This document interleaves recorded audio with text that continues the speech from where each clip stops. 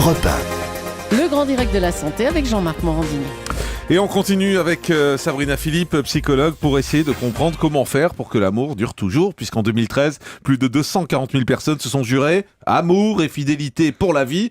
Bon voilà, généralement la vie c'est 3, 4 ans, 5 ans, 6 ans. C'est 4 ans. Selon l'INSEE, 4 ans. c'est 4 ans la durée moyenne aujourd'hui des unions. Oh, c'est super court en fait. C'est très très court. Alors il faut savoir qu'un couple, en moyenne, un couple sur deux se sépare.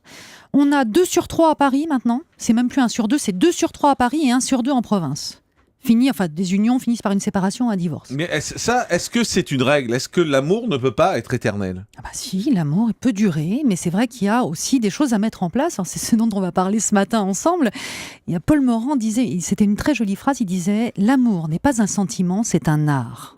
Voilà. Joli. Donc comment faire de votre amour quelque chose qui est artistique ? Parce que ça se travaille au quotidien. C'est pas juste que vous vous aimez et puis voilà. Ça se travaille comment ? Expliquez-nous. Alors je vais vous donner 7 points. Ah. Voilà, 7. Tout le monde prend des notes. Voilà. Tout le monde a pris son stylo. C'est bon ?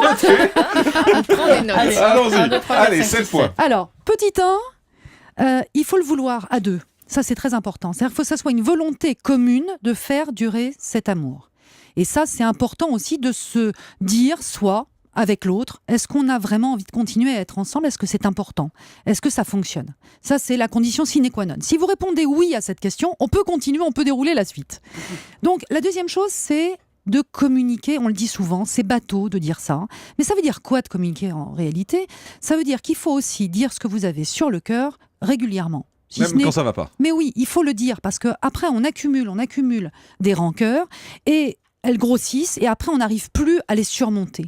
Donc il faut dire en utilisant le « je », c'est très important. On n'est pas dans l'accusation de l'autre en disant « je me sens triste quand tu fais ça »,« je ne supporte pas quand tu… » C'est pas une accusation, c'est de parler de soi et de dire régulièrement ce qui ne va pas. Ça c'est le deuxième point et il est fondamental. Le troisième point… 3, attention, ils marchent tous les uns avec les autres, c'est de faire de votre couple une priorité. On a souvent tendance à faire passer sa vie professionnelle, sa vie familiale… Mais ça c'est facile dans la théorie, mais dans les faits c'est compliqué quand même. C'est pas compliqué à partir du moment où on se le dit. C'est-à-dire qu'il faut garder du temps pour être ensemble. C'est important. Dans votre semaine, vous devez avoir des moments que vous gardez ensemble, même les parents, vous devez avoir des moments pour vous. Vous devez aller dîner au moins une fois seul. Même si on a des enfants, il faut essayer de les faire garder par des amis, de la famille, des voisins. Par la famille, voilà. Et d'avoir des moments seuls pour vous, sinon ça ne fonctionne pas. Si vous n'arrivez pas à être à deux, d'avoir des conversations à deux, de parler de vous deux, ça ne fonctionne pas. Oui, on dit aussi que ça ne fonctionne pas parfois quand la femme devient maman. C'est-à-dire que le fait d'être une maman, elle perd parfois son côté féminin. Eh bien, c'est bien pour ça que je vous le dis, et c'est bien pour ça que je m'adresse ici aux mamans et aux papas aussi qui doivent insister. Emmenez votre femme manger au restaurant, emmenez-la faire un petit cinéma à deux, faire une petite balade main dans la main et laissez vos enfants de temps en temps aux grands-parents, aux amis, voilà. Tu vois, Julie, tu me parles que de radio tout le temps. Allons nous balader. Bon, allez, on y va. Quatrième point, la sexualité. On peut pas… Tiens, justement. Non, mais ça c'est une évidence. Oui, j'arrête pas de lui dire. Voilà. La sexualité, c'est un point fondamental dans le couple pour tous les couples. Et les couples, en général, quand ils commencent à dysfonctionner, ils dysfonctionnent aussi parce qu'ils ont une intimité qui se réduit comme une peau de chagrin qui finit par être finalement plus rien.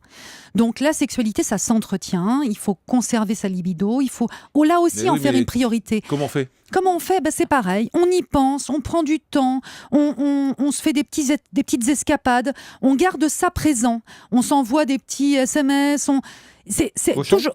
Comment ? Oui. Oui, allez-y, bien sûr. Il faut garder ce niveau de libido. Non, mais attendez 2 minutes. Attendez. Un SMS cochon. Ça suffit, Jean-Marc. Point numéro 5, la légèreté. Là, Jean-Marc, vous avez exagéré parce que je lis. Vous lisez… Non, mais lisez pas les SMS que j'envoie Julie non plus. Alors 5. Alors, 5e point, Julie, la légèreté. L'amour a besoin de légèreté. Voilà, c'était très léger là. Ouais. Voilà. L'amour vous avez besoin de rire ensemble. Ah bah ça, Oui, ça au moins sur ça marche. Vous voyez comme ça marche. Vous avez besoin de rire, vous avez besoin d'être complice. Donc vous avez besoin de légèreté. Il faut aussi savoir parler de sujets légers. Je sais quand on est ensemble, quand on est en couple, on a des obligations. On a une famille, on a une maison, on a des traites, on a un travail. On a la fatigue. On a la fatigue. Eh ben oui, mais il faut savoir rigoler aussi ensemble. Il faut savoir garder cette complicité. C'est fondamental. Sinon, l'amour ne peut plus émerger parce que l'amour, c'est aussi la légèreté. La légèreté d'être avec l'autre. Donc ça, c'est fondamental. Alors, 6e point, des projets. Un couple ne peut pas fonctionner sur le long terme sans projet. Alors, il y a des projets à moyen terme et des projets à long terme. Projet à moyen terme, où est-ce qu'on va partir? Quel voyage on va faire? Parfois, ce voyage, on ne va pas le faire dans l'année qui vient, on le fera 2 ans ou 3 ans. On a des projets communs. On va acheter quelque chose en commun. Projet dans l'avenir ensemble. C'est exactement ça. Et sans projet, un couple en général meurt. Il n'arrive pas, parce qu'en fait, il n'alimente plus la machine. On n'arrive plus à rêver ensemble. C'est important de rêver ensemble et d'avoir les mêmes rêves. Et puis, dernier point. 7e Alors, le point, dernier. ne demandez pas trop à votre couple. L'amour ne peut pas tout vous apporter. L'amour ne réglera pas tous vos manques personnels, vos manques professionnels. Pour s'aimer, il faut être bien soi-même déjà, pour pouvoir aimer l'autre. Si vous ne fonctionnez pas bien vous-même dans votre travail ou personnellement, psychologiquement, occupez-vous de vous et votre couple ira beaucoup mieux.